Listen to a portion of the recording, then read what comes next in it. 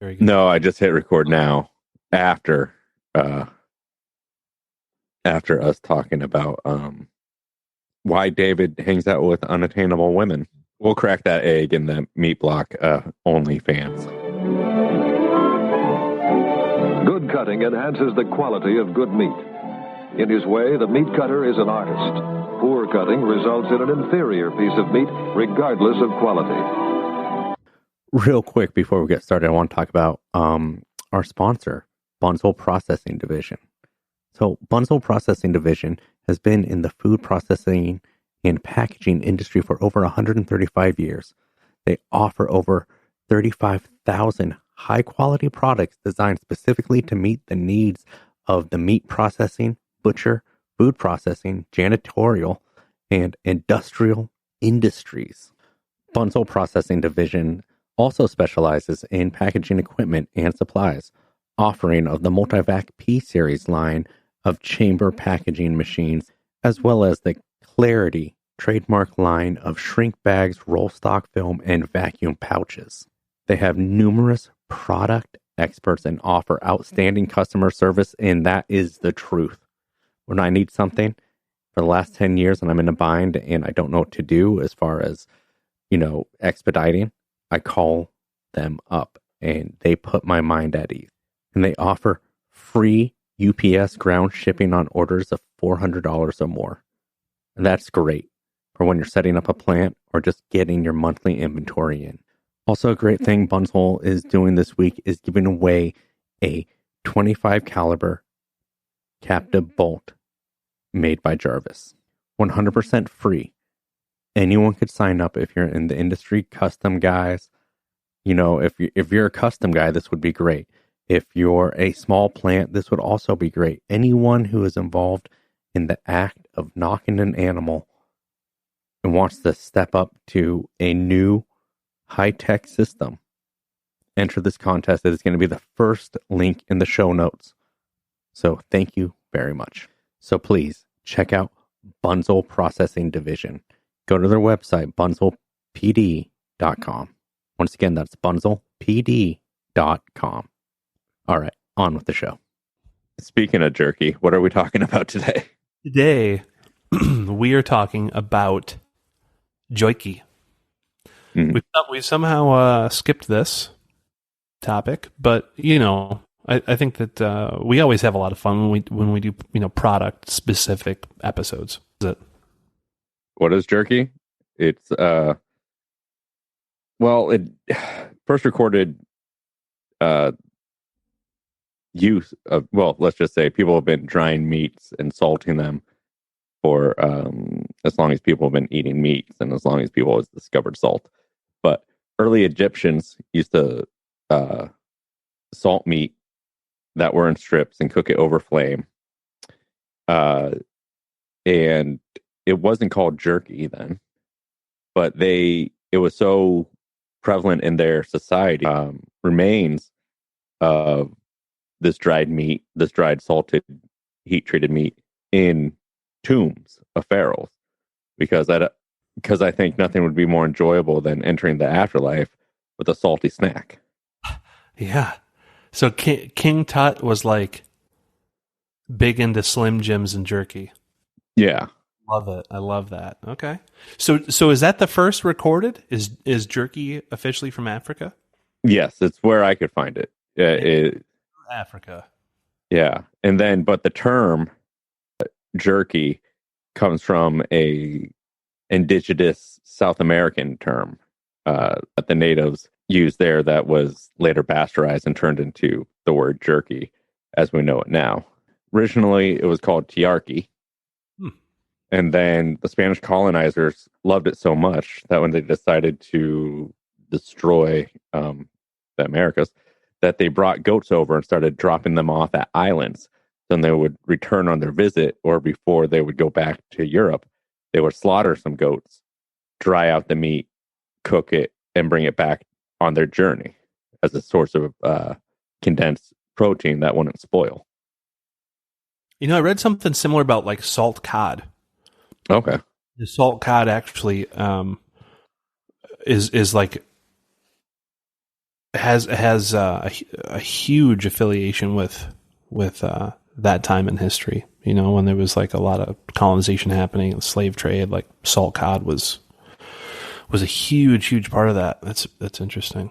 Yeah, and I'll just touch on well, what we know as jerky today is your traditional strip. You know, the cut you're going to want to use is so I used to bone out these coal cows, these cold dairy cows, and they were 100% organic, grass-fed, pastured beef. But these things looked terrible, and 100% of them went into grind besides the top, round, and gooseneck. And we would completely denude those. Then those would go to a jerky plant. Take the cap off the top, take the gland out of the gooseneck, leave that eye attached to the bottom. Interesting. And that's your premium product of jerky. Yeah, that's really interesting. So when I was managing that plant in Michigan, we had another plant nearby, and they just did value-added stuff. And one of their things that they did is, do you remember that? What show was it? It was a show where you could like have a business idea and you presented it to some jerks, and they told you like it's good or not. And some jerky guys won it one time. What, Shark Tank? Shark Tank, yeah. So the Shark Tank jerky boys, they were getting their stuff produced in Michigan, I'm pretty sure. And anyways, what they do is they take canner grade or cutter grade, like the really low shit, tenderloins. I remember that episode. Yeah, and they would turn that into jerky, and so they were able to legally label it beef tenderloin jerky. Yeah, mignon jerky or some shit, and it was like cutter grade. Oh, you know, I mean, totally fine for canning and grinding and stuff like that, and I guess for jerky too. I mean, it's actually kind of a good idea. I don't know why I just shat on it. Why did I do that? It's actually a good idea. Well, you shit on it because of the same reason that, like, I don't know if that's saying it's gonna be hard now, David. We have sponsors. Yeah. I've been putting in 25 cents for the last 3 weeks in a row into the show's account. So yeah. Yeah. Okay, cool. So jerky from Africa. Yeah. But it's like most things are that like staples of food where every culture has a bread base or a rice base, and there's a jerky base where there's like these things happen simultaneously over the world and humankind. Yeah, gotcha. You know, one thing that I saw recently, I was this kind of came to mind when I was thinking about this episode. I started watching this show. It's the Nordic cooking show. The Norwegians are some goofy ass people, but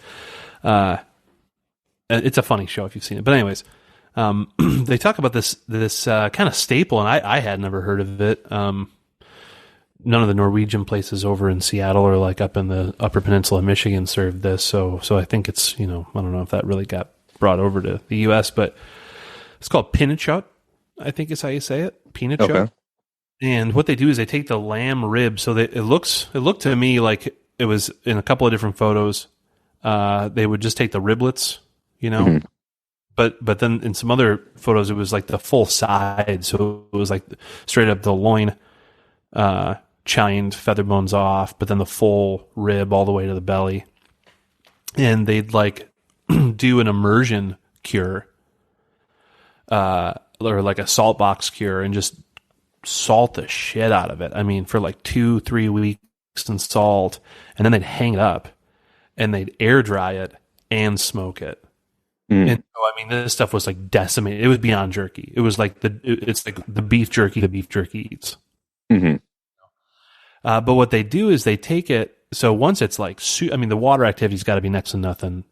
Super, super salty, smoked really hard. And it's shelf stable. Okay. Like indefinitely. And what they do is they'll take it, they'll wash it off, and then boil it for a little bit to draw out some of the salt, and then they'll either steam it or boil it with birch wood. Oh. And basically reconstitute it. Yeah. So it pulls off the bones, and then they use it in dishes. So it'd be something that they could preserve and then get through the lean months and still have a rich deep meal almost, like in the wintertime, or like when most of your when only you have your strong herd around still. Yeah, exactly. It was pretty cool. That's great. I just love knowing like tricks and things like that, and knowing, seeing the old world, like why they did things. Then a part of me too is when I see someone recreate those things, I want to be like, no, they did those originally because life sucked. Because they had to. Yeah. Yeah. And it's not like they didn't do it because of the flavor. Like they did it because they wanted meat in the winter. Yeah, exactly. And of course it gets like, it gets fetishized and like elevated, and it becomes this thing that you find at Noma for like, you get, a half an ounce of meat for like $90. Uh-huh. But I mean, yeah, man, like I think about when you read old novels and you hear about the salted meat, like that stuff, people didn't have prosciuttos hanging up in their barn. Yeah. They had meat that was so goddamn salty that you couldn't eat it. Yeah. So like it became an ingredient in something. Yeah, like when you see like the origin of like a country ham in America, it's like salt, paprika, and the paprika is to keep the maggots off. Yeah, exactly. And you mentioned price, David, and this is something I think we need to. I'm Joe Blow eat jerky guy, right? And why is it so god dang expensive? That's a good question. I mean, I think there's a lot of answers to that. I can think of a couple of companies, one, out on the West Coast that make jerky and sell it for, I mean, I think it's like $12 to $15 for 3 ounces. Yeah. I can't explain that. But I mean, it is labor intensive. Like, let's think about making it, right? I mean, a lot of labor goes into it, a lot of time, a lot of real estate in the plant. Mm-hmm. And a lot of loss. A shit ton of loss. What do you think? Like 55%? Yeah. Total? Yeah, those were the numbers that I was coming up with. Yeah. It's so much loss. I know, like when I used to make pepperoni sticks, that we would stuff them at like 110 grams, and our target weight per stick, and our target weight for packaged was 45 grams. Well, those are even worse. That's the worst loss there is in a plant, in my opinion. Yeah. Snacks, Slim Jims. I don't know how those are so cheap. Yeah, those are like 65% sometimes. Yeah. Would you say it was? You stuffed it to what weight? 100 grams? 110. Oh, wow. That's like 70% almost. Yeah. And then, our aim was 40, 45. Sometimes we would stuff it to, depending on the drying time, or, we would, if we wanted to. For real dried pepperoni. What? It was like that was a dried pepperoni. Yeah, it was heat treated, shelf stable, but we did put it in a drying room. Gotcha. Did you dry it? You heat treated it and then dried it. So you met lethality, mm-hmm. but then it was a dried product after that. Yeah, to get the available water low to make it shelf stable. Basically the same method as jerky. Yeah. Which we're going to talk about here pretty quick. Yeah, but what we did was we had a fermenting stage in the beginning. I see. So there was like a multiple hurdle approach. So you drop pH. Mm-hmm. You did a lethality step with time and temperature. Yes. And humidity. Yeah. And then you took it out and dried it to lower its water activity level. Yes. And pH. Did you have another and the pH further drop because of losing the water? And then did you have an additional heat treating step afterwards? No, at that point it was shelf stable. Nice. Um, And what water activity were you looking for on that? Was it a jerky measurement or was it a salami measurement? it was our for the Landjaeger and pepperoni. It was around 89.89. Mm-hmm. Mm-hmm. Yeah. Cool. And then that was with a pH of 5.3 or lower. That's pretty good. We used to make a pepperoni, but it was actually not.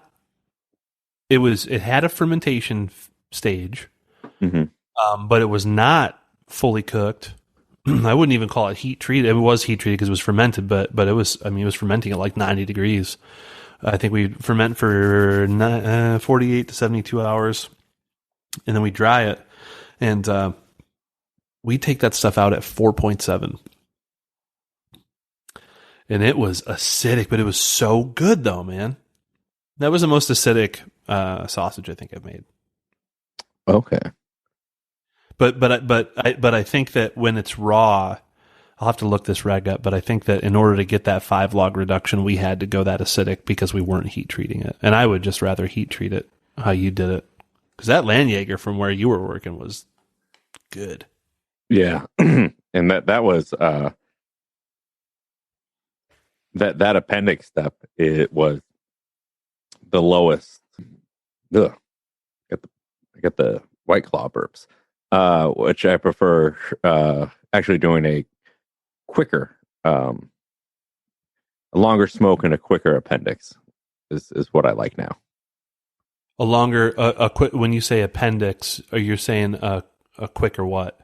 Cook time, like versus like 130 for like 2 hours. I'd rather hit like 145 for 5 minutes and then drop it to 130 and then just smoke it to when I think the color is good. Yeah, totally. And I've really adapted this idea of smoking of on sausages or on jerky and things like that. That method where, okay, I hit my lethality. And now I'm just worried. And now I'm just doing color. Yeah, I agree. I like that too. There's a couple products that I think hot dogs can suffer a little bit if you go too hot. What do you think? Well, I could tell you there's I can't say the company name without giving it away. I can't think of a joke name, but but it's not one that I used to work at or anything. But it's a big company up near the border here, and I know their lethality, and it's 160 instantaneous.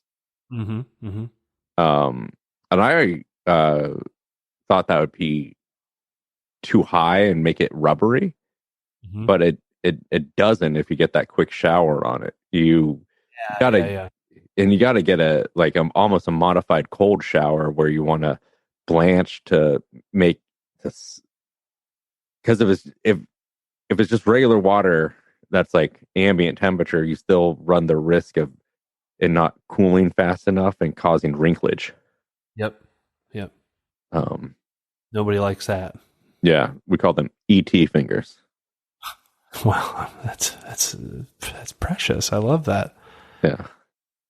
But back to jerky though. We already did a hot dog episode. Yeah, and we'll do another hot dog episode, and it'll be better. But for now, we're on jerky. So, but they kind of cross, right? There's some overlap there a little bit, and especially when you get into those stuffed smoked things, which are like not quite jerky and not quite a dog, and not quite pepperoni, not quite. Yeah. But before we get back to the regulatory stuff, because you and I can really go down that rabbit hole. And I think we should. But before we lose everybody, do you want to talk about making jerky for yourself on site? Yeah. In your house, in your game processing place? Like the first time I made jerky, where I actually made it for myself. So the first time I had jerky made jerky was when I was living in Vermont, and we wanted to have a competition between all the employees, right? A jerky competition. And we're only able we're slaughterhouse workers, and we were making minimum wage in Vermont 10 years ago. And we only cuts we had access to was cuts that they were throwing away. And so we decided to make jerky out of beef heart. Awesome. So everyone on the kill floor took a beef heart. We trimmed it up, sliced it thin, and had the worst jerky contest ever. Really? Okay, why? What was bad about it? It was super chewy. Oh, None of us. Yeah, heart probably wouldn't make good jerky, huh? Yeah, so we were making a bunch of hard jerky, and it was gross. And then, like, I felt like the cut room, out of spite, like, did it because they knew what cuts they could steal because they're shitty and shady over there, and they ended up having a real jerky contest despite ours, David.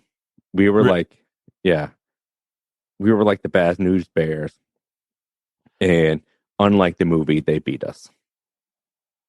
Yeah, I mean, I'm not surprised, man. I've worked on enough kill floors where people were like eating shit out of the knife sterilizers that, like, I'm not surprised that you're drinking. I saw a guy take a La Tombre off of a skinned beef hide and was like, "Oh, I'm going to put that in the crock pot when I get home." Oof. Like it went to the hide puller and it, separated near the hip and ripped that whole muscle off and left it on the hide. Wow. I used to work with a fella, and every morning, and we'll talk about this again later when we talk about stunning training and why there is no such thing. But every morning, the first beef he killed, he would just, like, when he stuck it, he would stick his hand under it and just like take a big gulp of hot beef blood every morning. That's like what it took for him to be him and be comfortable in the job and get in the groove. And it sucked when I was given tours, because he'd like turn around and his face would be like covered in fresh hot blood, One of the best knockers. Great guy. I don't think he listens to this, but if he ever did, I have found myself in my career now realizing that people I have worked with who have been talked about on this show listen to the show. Oh, Jerry, listen to the show, huh? Yeah, but like, and I encourage, if you think I've talked about you, just go back and listen to every single episode and find out. Yeah. Because 161 episodes, I probably have. Okay, so making it at home. But how do you make it when you make it at home? What do you do? Oh, you're asking me. I was like, oh yeah, okay. Thought you were gonna say no. I just got one of those like cheap NACO dehydrators back then, right? The ones where it's like you just put it in the net layer things, and it just dries overnight. Also, I think David just put on essential oils in the middle of my talking to him. I did. It's a mix of cedar, spruce, Fuller's Earth, rosemary, sage, and Palo Santo. My friend Ricky made it for me. Oh, I got to send you an article about why so many essential oil people are turning anti-vaxxer and conservative. But anyway, so and so I just used this machine that just does it. And later, what I know some people do is just have, if they have a gas oven, a real cost-efficient way is to just put it in your gas oven with a pilot light on if you're just trying to get it dry.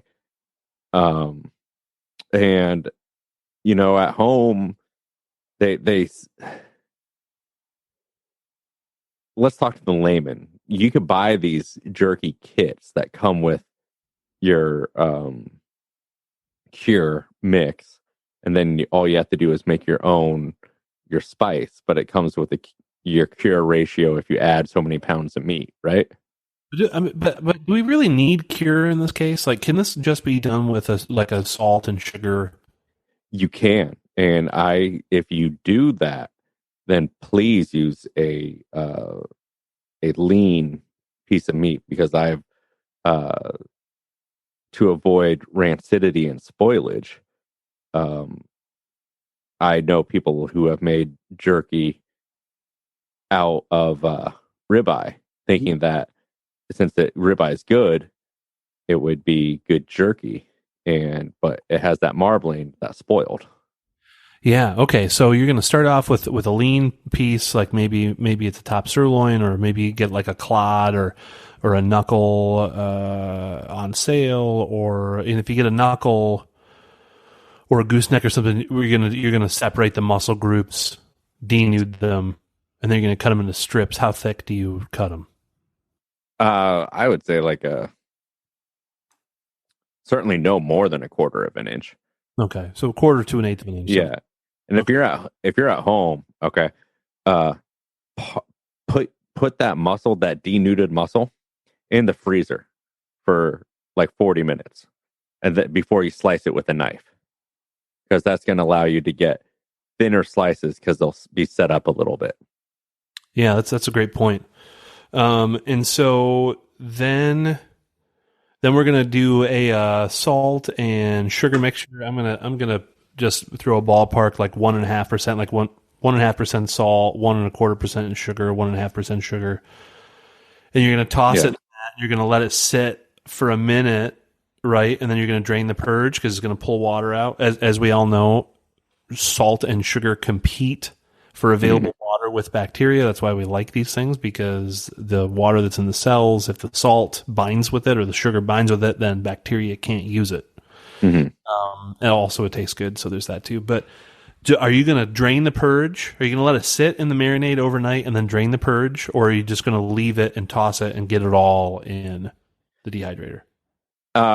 If it's a commercial setting, it would be in I would use like a vacuum tumbler to get just a home. I just put it in a bag, and I want to put my purge in the dehumidifier. Okay. The purge would stay in the bag, but I'd use the bag so I could put it in the refrigerator overnight to get good penetration. Say I'm using a teriyaki or something like that to get good flavor. One of the best jerkies I've ever made at home was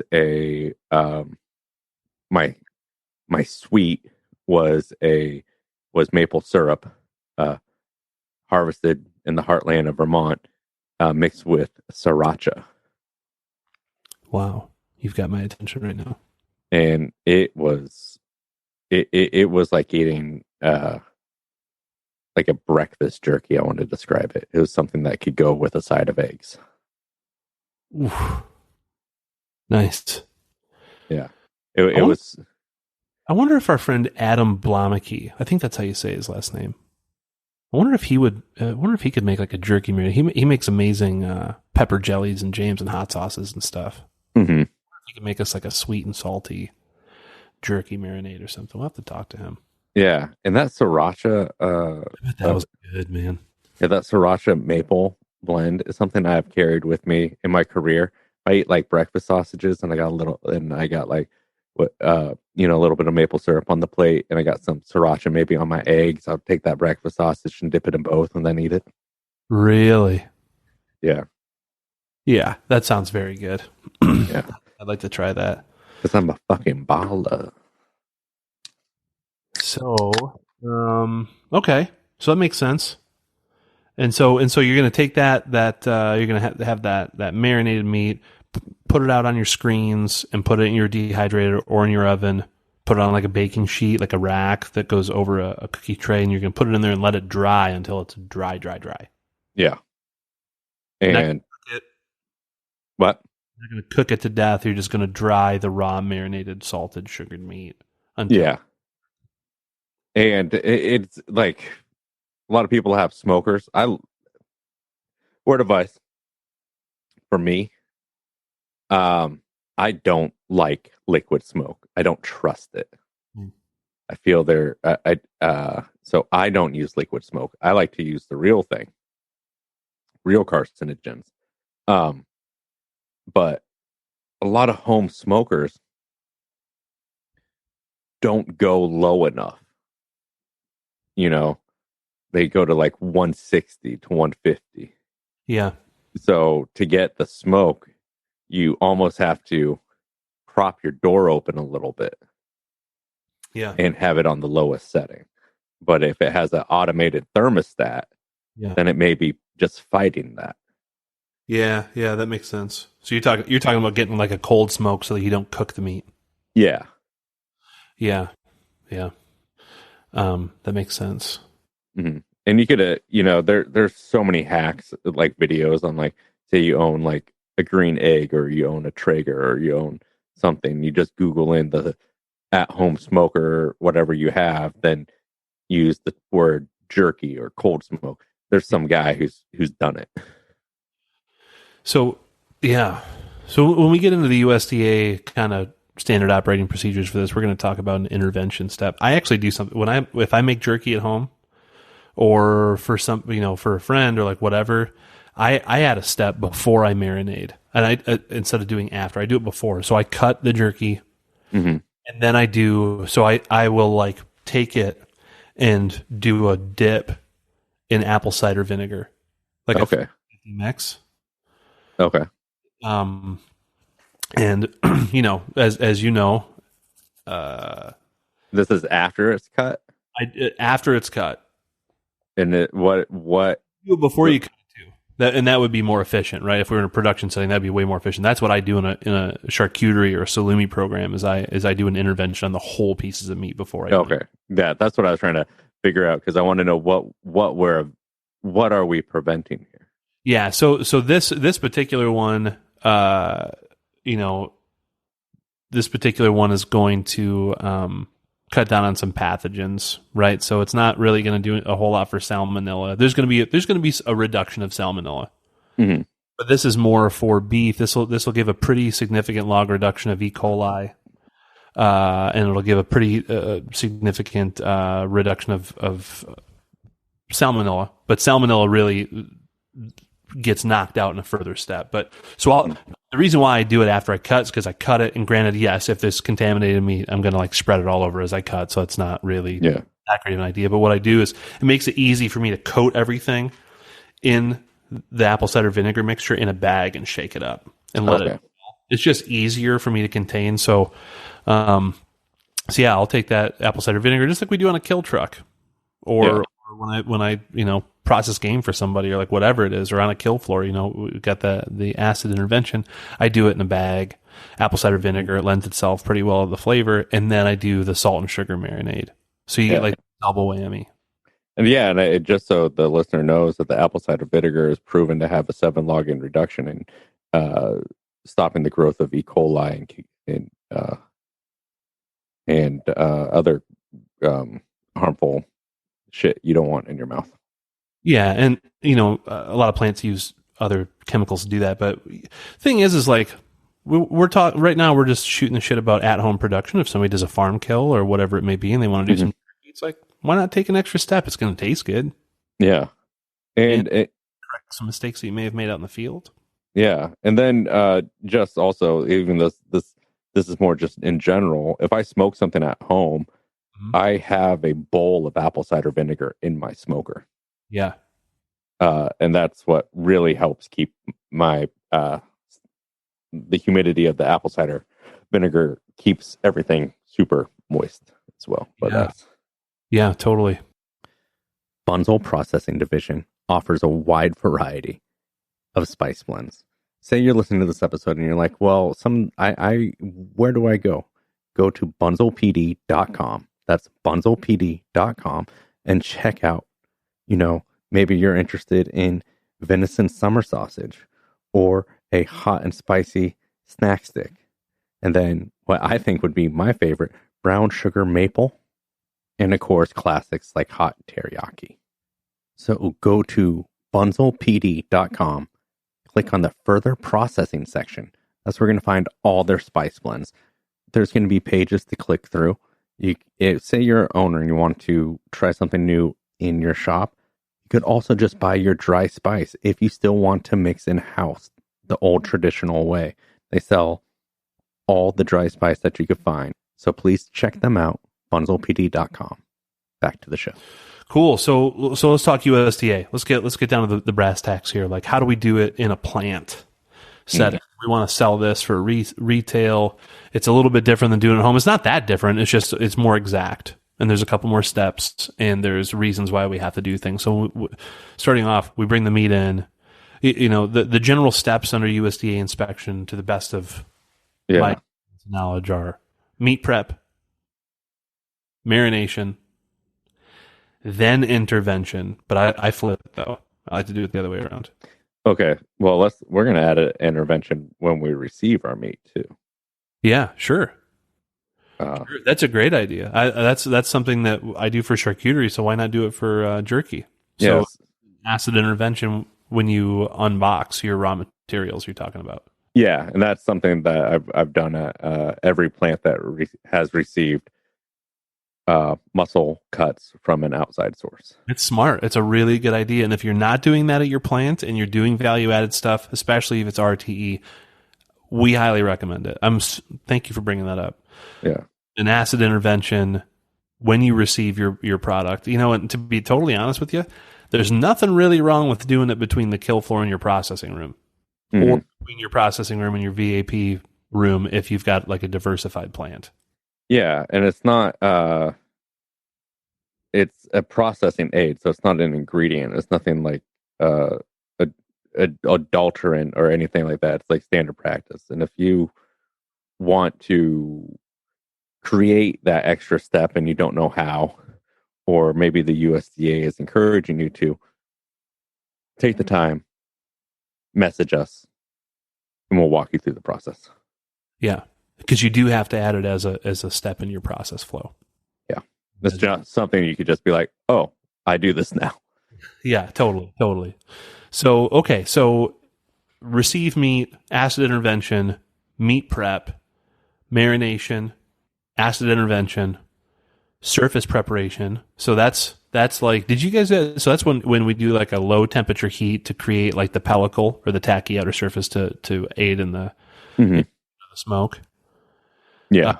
Then the lethality step, which is going to be where we cook something in the product in the appropriate time temperature combination with relative humidity added. That's a whole thing we're going to get into here in a minute. And then drying. There's a drying process where we dry the meat to remove the available water, specifically controlling for staph. So the lethality step and the cooking step is for salmonella. Salmonella becomes heat resistant, and we'll get to that. The drying step is to control staph. The acid interventions are to control E. coli. And so we've got, and then Listeria is more sensitive than Salmonella. So Salmonella is the indicator organism for Listeria. We got everybody controlled right there, just in those steps. Yeah. So I would receive it. Yep. If it's intervention, denude it. Cut it in the size of how I want the piece to be. Put the muscle, and there'd be like, imagine like a 4x4 piece of wood that's cut 8 inches long of meat, right?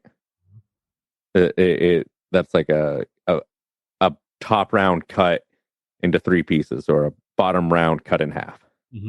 That would go on a freeze tray, get par frozen for a few hours, put in a rotating blade slicer, cut to the desired thickness.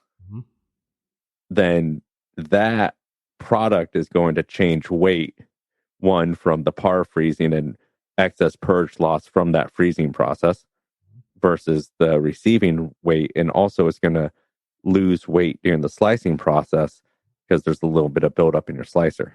So you need to make your cure off of this final material weight. Yeah, great point. Which is so you need to reweigh your material at this point.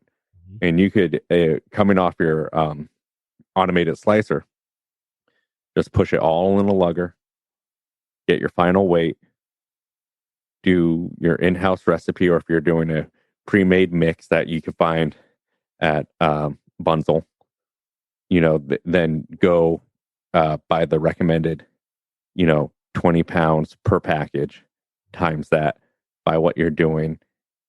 And if you're doing something where it's your own recipe, where it's so much spice blend per pound, you really need to make sure that your math is correct on your sodium nitrate, and that your sodium nitrate is documented. Mm-hmm. There, it would go into a vacuum tumbler, where I probably would tumble it, for 4 hours on slow. If I had the ability to add a pause in it every 2 minutes, I would. And then just hold that in vacuum in a cooler overnight, and then rack it the next day. Yeah, I love the tumbler for jerky. Yeah. And then that pedicle stage, that warming up stage, that, when, say, you're cutting in a room and it's getting a little hot and your meat starts getting a little bit more sweaty looking than it should, that's kind of what you're aiming for. And you could achieve that in the smoker. I know some places achieve that in a, maybe a fermenting room for a few hours. Yeah. Or some people, like a Vienna sausage company, created that accidentally by just walking their product through the entire plant and then having it naturally raise up. Mm-hmm. But what that allows that to do is allows the sweat, the tackiness, the condensation, all that stuff, the atmosphere. Ah, this is getting kind of sexy a little bit. Yeah, the glistening of the meat to really take in and absorb all that rich smoke flavor. My God. Yeah, you're welcome, ladies. Yeah. And then, yeah. And then smoke it. Yeah. Yep. So, yeah, go ahead. Oh, you go ahead. Well, okay. So we're in that lethality step, right? So right now we're going to smoke it. Whether you cold smoke it or not, you're going to have to meet a heat lethality step after that. Yeah, and once we take it out of refrigeration, we are on a timer. Yeah. Oh yeah. To get it. Once we go above.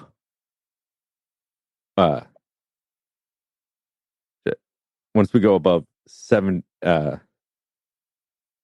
degrees, or we have 5 hours between 45 and 79, and then we have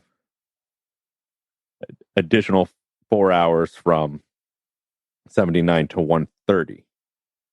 So you need to keep that in mind when raising your temp. That's why it's good to get it above 130 sooner, and then holding your temperature then. And so what Travis is talking about right now is the Salmonella Guideline Appendix A. Mm-hmm.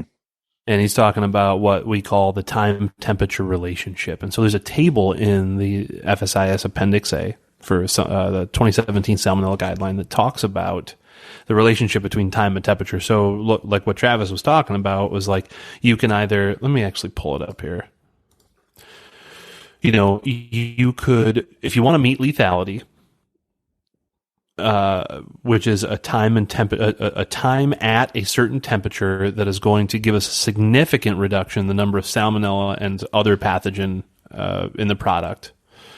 And it also reduces toxins and toxic metabolites that come from certain pathogens, right? There's a table that tells you how long you got to keep something at a certain temperature. And so, for instance, 130 is, to achieve a 5 log reduction, you got to be there for, I think it's 5 log is like 96 minutes or something. Yeah, and then for 7 log, it's 2 hours, 1 minute. Yeah, that's right. 121 minutes. Yep, exactly. Good memory, man. Yeah. Well, what I did for. but there's so many appendixes.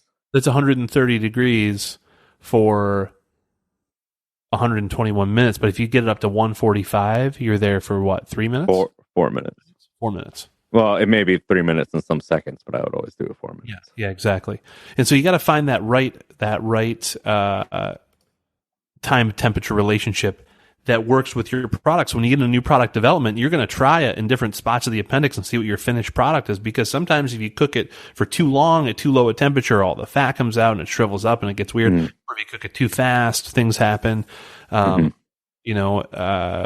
all seen that. And then because of the new revision that has to deal with humidity, what they found was, so there was an outbreak in New Mexico. There was a salmonella outbreak in jerky in New Mexico. Early 2000s. And yeah, because this is now Appendix A 2016 guidelines. Yeah. And because a lot of plants still use the 2009, I mean, not the 2009, the 99 guidelines, but it's switching over in the deadlines now. Yeah, and if you guys need help with that, please send us an email, because this will F you in the if you don't do it, and you're going to have a recall on your hands. So talk to us about relative humidity, and here's the reason why. There was that outbreak in New Mexico because the plants where they were cooking this jerky were at a high altitude, and because these altitudes, because these establishments were located at higher altitudes, they have a lower atmospheric pressure. The lower pressure leads to lower boiling points and faster evaporation. And what they found is when you evaporate water super quickly, if you come up too fast and there's no humidity in the air and it's super dry, there's this effect called evaporative cooling. And the water that's coming out of the meat actually cools the surface of the meat, which makes it kind of creates a little evaporative water steam bath for salmonella. And you think you're killing it because you're cooking it to lethality, but because you cooked it so quickly in such a dry environment, the water from the meat kept the salmonella safe. Yeah. It passed through the lethality step, and salmonella can survive dry environments, so it passed through the drying step. They didn't have any further steps after that, and it was chock full of salmonella. And so what they want us to do now is there's an additional table that shows how much humidity you have to have based on certain conditions. And you either have to have a steam generator on your smoker, or they'll even be really flexible and let you put hotel pans worth of water and have a sealed door on your smoker. But somehow you have to have a humidity in your cooking environment that is to a certain RH, or relative humidity, which you measure using two different thermometers: the dry bulb, just a thermometer, and a wet bulb, which is a thermometer with like a wet piece of fabric around it. And they measure the difference. So if you're making jerky right now without humidity, your fun is coming to an end. Yeah. And I also suggest, you want to data log everything. Mm-hmm. And the way that I data log, people are like, oh, it's too thin to data log. Cut one that's twice as thick, because if that one meets temperature, then the rest of them all have. Yeah, and I really encourage you to find out where the cold spots in your smoker are. I was going to say that. Validation study on the smokehouse. Yeah, and then even if you cut one that's thick, cut two that's thick, and put one on the top rack and one on the bottom rack. And to be honest with everybody, I've gone through 2 FSAs now in the last 6 months in a USDA facility where the EIAOs came out of the gate going directly to the smokehouse, the smoking program. Any cooked heat treating programs went directly to that, like a dog to a trash pile, looking for a smokehouse validation study, which didn't exist. Yeah. They didn't ever have one. They never thought that they had to have one. And then they tried to say, oh, you didn't validate your smoker? Well, we can't prove that anything you've cooked over the last year or however long was safe. So get ready for a recall, because you're recalling every piece, everything that went through that fucking smoker. Yeah. Well, your tactic. Mm-hmm. Well, they want you to shit your pants. And there's a way around it. So you get a data logger, you get a remote data logger from like Omega. I don't know if you've used that company or not. I don't know. Maybe This isn't a plug for them. Let's call them Bajena. But like it's you send it comes with a stamp on the device itself, right? And you send it in once a year, and you call them up and you say, hey, I'm sending in my data logger for validation. And available water machines will do this, pH machines will do this. These companies know you have to get them verified through them once a year. They will mail you out a loaner unit while you mail in your other one. So there's no lapse going on. Yeah. And then they test everything with that data logger, put a stamp on it, and that's verified. And then goes back, and then you have something to file and document. Yeah. And that's good for the data logger. That doesn't guarantee that you know where the cold spots are in your smoker, but it will ensure whatever you put that probe into was cooked. Right. And that's what they're going for. Is they're like, how do we know which parts of the batch went all the way through? How do we know the data logger was in the cold spot? So if you're running a facility, custom exempt, retail exempt, USDA, whatever it is, run a cold spot validation study. Travis can tell you how to do it. I can tell you how to do it.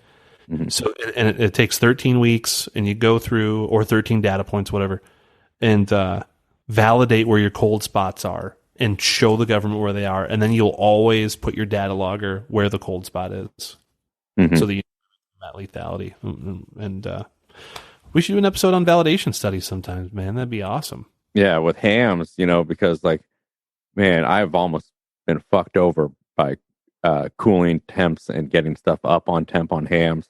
You get like a 20-pound 3-muscle ham, and it's the thickest ham you have, and you put the thickest ham in the coldest spot of your smoker because that's how your programs are written. And then, to meet your appendix B, when you come to work the next morning, you're going over that data logger like, I hope it got down to temperature. Yeah, and hams often don't, especially with the new cooling guidelines as they've been kind of revised to reflect, especially uncured items. That's another thing that we need to talk about soon. Are the new bacon rulings? There are a shit ton of plants in this country that are out of compliance on bacon because we have to be using a cure accelerant. Have to be using a cure accelerant. If you want to use have any sort of respectable cooling time, unless you've got a massive blast cooler, which most people don't, you have to be using cure accelerant, and there are some updated cooling. And when's that coming into effect? Or because area, dude, it's caused me so many headaches over the last 2 years because some inspectors who are stoked and want to get a raise are like trying to enforce it now. Hasn't gone all the way through, but I've got the golden ticket. Okay. I got an email from Ask FSIS that told me that it's not implemented and we've got leeway, and they laid it out. So we should do an episode on that because it's very confusing and stressful for a lot of people. And I've actually had a recall instituted unnecessarily. Yeah. And because I know that I know people who still work at facilities where we didn't use an accelerant, but it's been in the talks for several years. Like, oh, we'll use it. It's basically there at this point, and the issue though that they can't get it straight on is for partially heat treat, partially cooked or partially heat treated, not shelf stable. Yeah, like that's what's fucking it up right now. But if you guys, if anyone wants to talk about accelerants, there are natural ones. Cherry powder is full of ascorbate. Like there's things that we can do.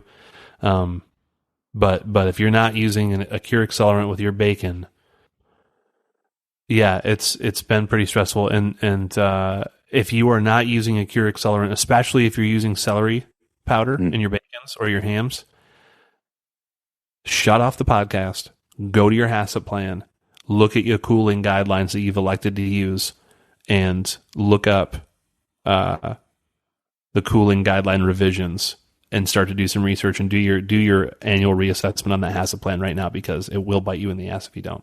Yeah, and if you need to make a change, as much as whatever I feel about the USDA, is let them know that, like, if you're transparent, they'll work with you. It's better than them coming to you maybe the next day and be like, hey, you need to do this. Be like, hey, maybe in your weekly meeting, is there anything you want to bring up? Yeah, I'm going to switch my program over to this. And that if they're a good person, then they'll be like, awesome, let's work together. Yeah, get ahead of it. Be transparent. They're trying to do a good job. And if you change above board, it doesn't mean that they're going to get nosy and try to do a recall in the back end. Mm-hmm. Just get ahead of it. Just get ahead of it and be transparent. And this is a whole other thing. But all right, are you doing an intervention after you smoke it, David? Are you putting potassium sorbate on your bacon? Okay, we always did it on snack sticks. No, I didn't do an intervention afterwards. No, that's an interesting idea. I'd love to hear about that, though. Yeah. A lot of people complain and say they could taste it afterwards. I don't think so. Not if you're having a drying stage in a controlled room. Mm-hmm. Mm-hmm. And for my experience on mass production with bacon is on the snack stick side, which many people may argue is not bacon. May not bacon. Fuck, I've been saying bacon for the last 5 minutes. Jerky. Jeez. I've been bouncing around everywhere. Is that people may argue that snack sticks aren't jerky, which I don't know. What do you think? You think? I think snack sticks are its own thing, right? Because everybody makes them differently. Mm-hmm. It really depends because a lot of snack sticks are done in kind of like the how you did pepperoni. There's like a lethality step. There's like a marinade. There's a time, temp, and humidity lethality step. Then there's a drying phase, and then there's like so many things. But the snack sticks that I made most recently were simply cooked. There was no drying. There was and there actually was no there was no fermentation stage either because we used encapsulated citric acid. Mm-hmm. So that's how we got the pH down. And I didn't like that we did that, but it was not my call. And it actually was a very good product. I would prefer a natural ferment, but the encapsulated citric acid was delicious, and it cut us a day out of production, which is pretty cool. So yeah, so I've used what is it? Slow acting TXP, essentially lactic acid, as for my fermenting process, and then you do that for 24 to get a good accelerated one. A lot of places will do like 60 degrees for like 4 days or something like that, right? In a controlled room. But one of the best Lanyarder sticks you could find in the Pacific Northwest does it at 100 degrees for 24 hours or less. Mm-hmm. And I did my salami. Yeah. And then they just run through their smoker and all that stuff. And during that fermenting stage, because they are fermenting in their smoker with it, so it is smoking and absorbing color that entire time. Nice. So that's cool. I like that. Yeah. And if you want to know more about that, David, I'll tell you all about that company's secrets. Is that Mac Fountain? No. It's a German company, Kakarian Meats. Great. Love that. Cool. Okay. One last thing I wanted to mention about jerky, moldy jerky. You ever had that happen? It's happened to me. Yeah. And I've had the rancidity issues, and then on not necessarily jerky have I had mold, but on snack sticks and pepperoni and Lanyarder, I've had mold during the fermenting stage. Oh, okay. Yeah, so this I'm talking about post-packaging mold. So whether you've got a reduced oxygen environment or an oxygen environment is first of all, you need to pay attention to the water activity, everybody out there. If you're in it's a different water activity CCP that you're looking for when you're in a reduced oxygen environment versus an oxygenated packaging. But I've had moldy jerky in both, and after a little bit of research and talking to some people, there are companies that just straight up like they test for a 6-month shelf life, but they pull it 4 because they know that it's just susceptible, and it all depends because most jerky's co-packed, right? And so it's out of your but also lower pH on jerky helps. There are antimycotics, and I think that there are definitely herbal extracts that you can use as an antimycotic intervention. There's coatings, and then it's packaging stuff. So if you're getting moldy jerky, it isn't necessarily because your operators are making a mess or screwing something up. There's a lot that goes into mycological outgrowth in plants. Most importantly, your master sanitation program and preventative maintenance program. But anyways, that's a whole other thing.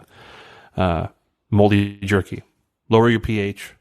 Yeah. What would you suggest for a pH for that? Like in the 4s or lower? I would say less than 5.3 probably. Okay. But the thing is like, I mean, there's so many jerkies now that are like, they're like mushy. They're not really jerky. Like they're like soft and they're really sweet. Yeah. And to me, I'm thinking that there's some sort of a variance or like a validation study or a challenge study where they've shown sugar to make something, more shelf stable, which as we know it does. Yeah. And then I would like to say that,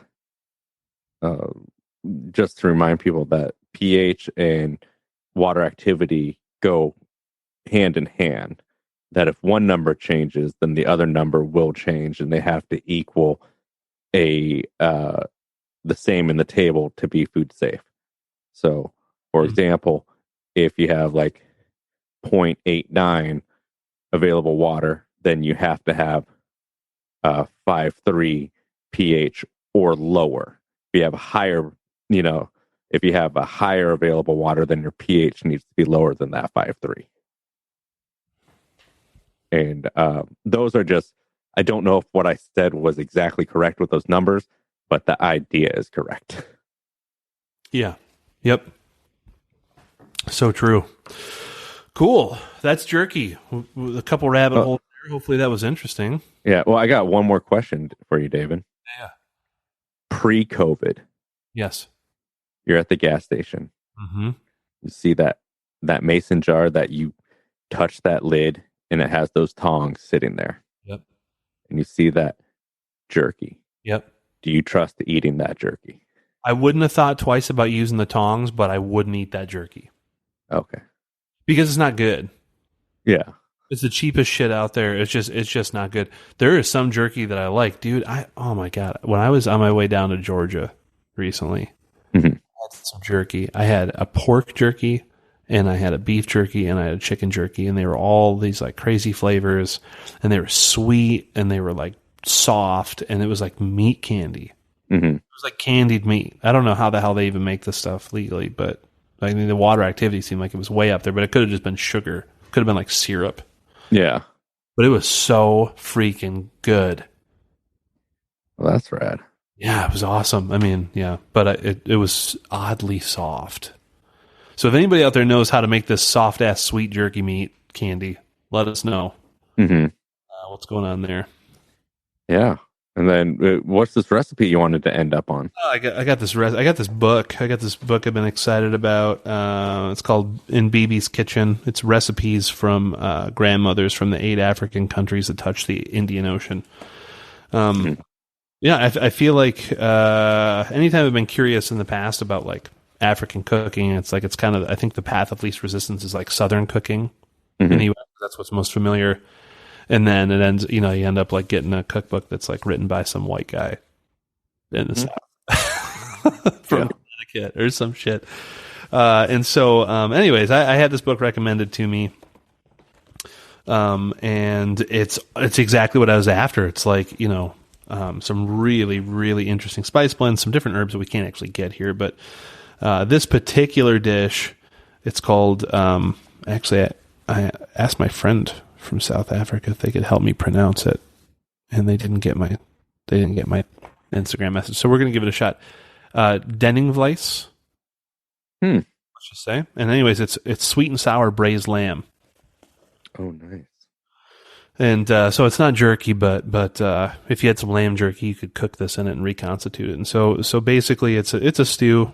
You get 2 pounds of lamb stew meat. You could do it with the bone in, like a couple of like shoulder blade steaks or like an arm steak or even some leg steaks. I always go shoulder if possible. Mm-hmm.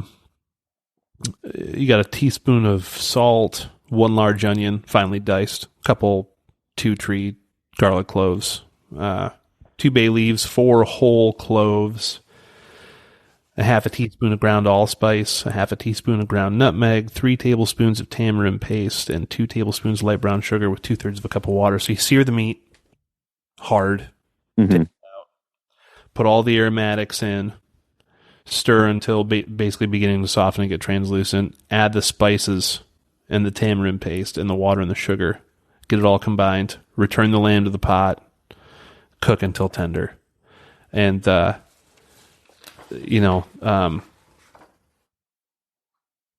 just sounds so freaking good. The sweet from the tamarind and the sour from everything else that's in there. It sounds so stinking good. And I super, super want to try it. Yeah. That does sound bomb. Yeah. I don't know. That might be in my future here, I think. Yeah. So, BB's Kitchen, written by Hawa Hassan and Julia Tershin, and looks like a fantastic freaking book. I've got like 20 bookmarks in this thing for stuff. I'm super stoked to learn some new stuff. And anyways, yeah. Well, what's some positive? We've been ending the show on these positive things that have been happening in our lives, things you've been looking forward to, things you're enjoying. Where are you at with those? Things I'm enjoying. I recently moved to a sheep ranch where I'm working with some friends. It's lambing season. I've been having a really good time. The last couple of years I've been sitting at a desk managing, on the floor cutting too, but a lot more administrative work than I'd done in the past. And, it's just so good to get back out and be working with my hands and being in the field and not thinking, just, not doing like computer work, like thinking in a different way. It's been really good to be back with the animals. And, but on the other side of it, doing a lot of cool, you and I have been working on a lot of cool stuff. Today I did a short webinar on custom exempt and retail exemption food codes, pertains to the federal government, and we're going to do a webinar on March 16th. It's going to be more in depth, talk about those regulations and where you can sell meat and to whom legally. And guess what, pals? It's way, way more wide open than you think it is. There's a lot more options. And I think you and I are probably going to do some Instagram lives and webinars coming up here. So I'm really excited about that stuff. Having that balance between working with my hands and working with my brain has felt super, super good lately. Thank you for asking. How about you? Well, first off, that's awesome. But the webinar, awesome. That I'm just going to encourage everyone. This is going to come out before David's next one, and if you're a farmer, you're a grower, and you feel tied in by your USDA processor, you feel tied in by maybe you're a custom exempt guy, just check it out. You'll learn something, and hopefully that's something you could apply to your business. I'll just say that. So yeah, we're working to get more regional food systems going, and food security, and people being more self-reliant, being able to take control of the quality and consistency of their products. Yeah, and that means working within the guidelines. So it's like, I don't know, I think it's perfect for multiple people. But so I'm super excited about that for you. Me personally, things that have been going on, I'm really stoked. I don't know. I've been trying to do these positive affirmations, but not positive because that makes it sound like The Secret, and that's dumb. And that's witchcraft. But like this, just like the second doubt or shittiness falls into my mind, then my motivation just falls. Yeah. And I think that's what having this positive mental attitude is. It's not that I'm putting this energy out there and attracting the things that I want to success, like a vision board. It's that if I lose fault, or if I lose sight, or I waver, then a part of me wants to just tip the card deck over and say, fuck it. So me having that drive of being like, no, I need to grit my teeth and I need to make this the best. I need to walk past getting punched in the face and just be like, yeah, that's fine, whatever, take the L. I don't know. No, I totally feel that, man. Yeah, I love that. Yeah. Yeah, I think that's a really good point. I mean, it's a muscle that you have to work. Mm-hmm. It's hard. It's hard to do what you're talking about doing. Yeah. And does it get easier? Yeah. And it's like having like a lot of like honest conversations, because like, me and Melissa, like we do that thing that like most couples do. It's like, or this thing that me and you do. It's like we talk about grievances, or we talk about like we get angry at other people's success. We shit talk. We do like all these things, and like as much as that's fun and everything, it's like a part of me is like, I need to actively know that it's not a good place for me to be mentally, that I need to be like, all right, I can feel whatever about this, but I can feel that way, but that needs to be separate. I don't know how to explain it, but it's just like, I don't know, positivity isn't bad, and I'm trying to actively correct negativity in my life. Yeah. Or like taking like inventory and being like, well, why do I feel that way, or whatever. It's like, how does anything? But as a result, I'm getting financial opportunities that a year ago were fucking a pipe dream away. Yeah. So that's that. Hell yeah. Yeah. Keep it the grindstone. It'll happen. Yeah. And out of the peels. We were just talking about that like last week or a week before that. Put your head down, focus on the work, and the bullshit falls away. Yeah. Good job. Hey, I think that's a good place to end it. Let me end. And then wait, no. How do I do? Stop recording is what I wanted to do. Stop recording. All right, I'm going to get out of here on this. Please enter that contest if you're a small, custom exempt, if you're a big plant, if you knock animals. Check out the first link in the show notes, and that's where all the information is going to be. It is a 100% free Jarvis captive bolt, 25 caliber. It's going to be a great machine. I'm going to be reviewing it. It's the machine that David uses when he does consulting. He stands by it. I stand by Jarvis as a company. So check them out. If you want to support the show, really, the best way to support the show is by supporting our sponsors, because they are allowing the show to continue by supporting us. So bunzelpd.com for all your spice needs, all your processing needs, all your bags, your disposables, everything that you need in the slaughter industry, processing industry, and food manufacturing industry. Thank you. And keep your knives sharp and live in the margin.